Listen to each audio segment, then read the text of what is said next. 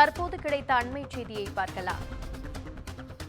சென்னை மயிலாப்பூர் நொச்சிக்குப்பத்தில் தெருநாய் கடித்து 6 வயது சிறுவன் படுகாயமடைந்துள்ளார். அண்மை செய்தியாக பார்த்துக் கொண்டிருக்கிறோம்.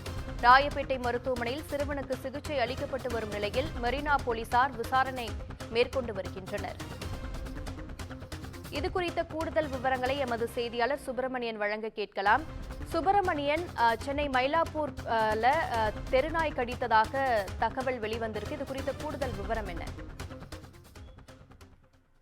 சென்னையில் சிறுவர்களை நாய் கடிக்கக்கூடிய சம்பவங்கள் தொடர்ந்து நடந்து கொண்டிருக்கிறது.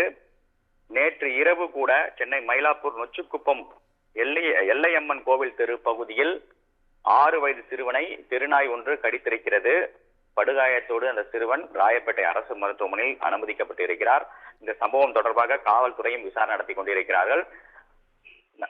குறிப்பாக மாநகராட்சி தெருநாய்களை கட்டுப்படுத்துவதற்கு மட்டுமல்லாமல் அனுமதி இல்லாமல் நாய்கள் வளர்ப்பதை கட்டுப்படுத்துவதற்கும் நடவடிக்கை மேற்கொண்டு வருகிறார்கள். ஆனால் மாநகராட்சியிடம் அனுமதி இல்லாமல் நாய்கள் வளர்க்கக்கூடிய சம்பவங்கள் தொடர்ந்து நடந்து கொண்டிருக்கிறது. எனவே தற்போது சிறுவனை நாய் கடித்திருக்கிற சம்பவம் நிகழ்ந்திருக்கிறது. இது தொடர்பாக மாநகராட்சி அதிகாரிகளும் விசாரணை நடத்தி வருவதாக தகவல்கள் தெரிய வந்திருக்கிறது.